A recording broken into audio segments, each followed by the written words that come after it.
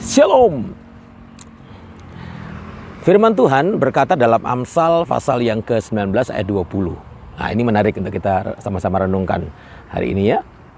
Firman Tuhan berkata, dengarkanlah nasihat, terimalah didikan, maka engkau akan dibuat bijaksana di masa yang akan datang.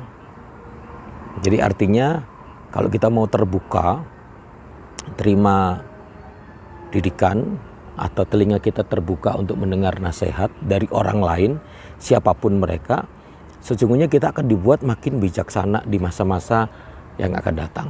Kita akan menjadi pribadi yang semakin mengerti, memiliki sikap yang baik, sikap yang benar, menjadi bijak dalam menentukan sikap, mengambil keputusan ketika kita mau membuka telinga kita untuk mendengar nasihat dan menerima didikan.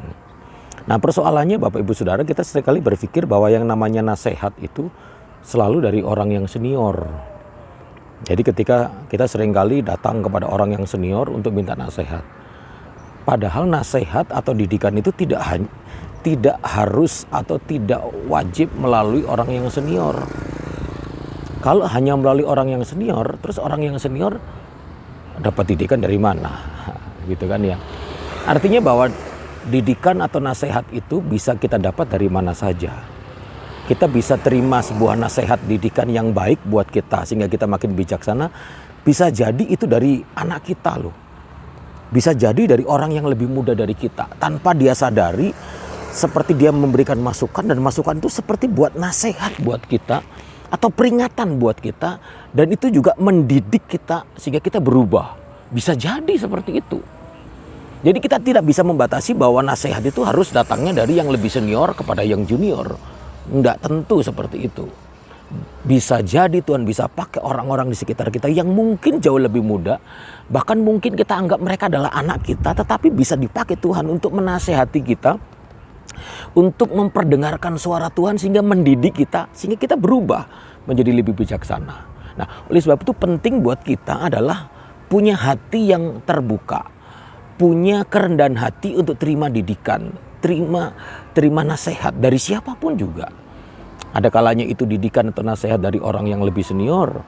Ada kalanya nasihat atau didikan itu bisa kita terima dari orang yang kita nggak anggap mungkin. Atau mungkin bawahan kita, atau mungkin anak-anak kita.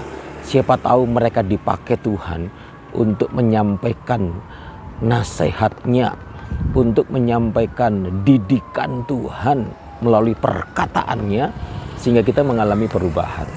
Pesan Tuhan hari ini Bapak Ibu Saudara yang dikasih dalam Tuhan, milikilah hati atau kerendahan hati untuk mau terima didikan, terima masukan, terima nasihat dari siapa saja.